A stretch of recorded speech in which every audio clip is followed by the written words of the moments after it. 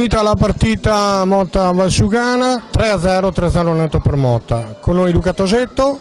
Allora, una partita, innanzitutto complimenti per oggi, per la partita e anche per la prestazione che hai fatto. Come mai questo cambiamento da domenica scorsa? Beh, ci siamo allenati con un ritmo abbastanza impegnativo e dopo un periodo diciamo un po' nero ci siamo meritati questi 3 punti facendo una gara dove siamo tornati a giocare bene. Speriamo sia l'inizio di una lunga serie di partite a questo ritmo. Anche perché è ancora tutto in gioco, insomma, almeno per le parti buone della classifica. Sì, diciamo che le prime 2 posizioni ormai sono abbastanza inarrivabili, però il terzo e quarto posto è un obiettivo che si può pensare di raggiungere.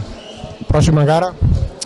Prossima gara contro Treviso giovedì, sarà una partita abbastanza impegnativa perché sono una squadra giovane e quindi non si sa cosa possono tirare fuori. Il nostro obiettivo sarà quello di giocare in maniera costante senza fare errori diretti in modo da portare a casa la partita. Grazie. Ciao. Capitano Marco Visentin, oggi una prestazione maiuscola di tutta la squadra, anche la tua, e un cambiamento, dicevo prima con il tuo collega di reparto, un cambiamento rispetto a domenica importante, cioè si è visto determinazione.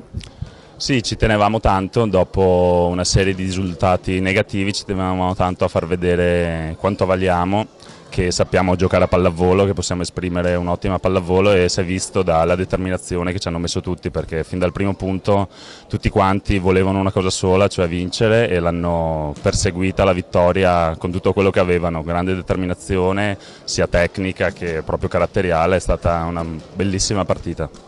I tuoi compagni hanno voluto farti un regalo visto che oggi è il tuo compleanno, mi hanno detto, no? Tanti auguri allora. Eh sì, infatti, per rispetto al più vecchio della squadra, perché purtroppo sono 36, sì, hanno voluto farmi un bellissimo regalo e lo accettiamo e lo prendiamo molto volentieri perché questi 3 punti servivano tantissimo e siamo tutti molto felici. Prossima partita il derby. Prossima partita al derby e dobbiamo dimostrare ancora una volta che siamo questi qui, quelli di oggi, e dobbiamo andare ancora più agguerriti e con ancora più determinazione. Grazie Marco. Grazie a voi.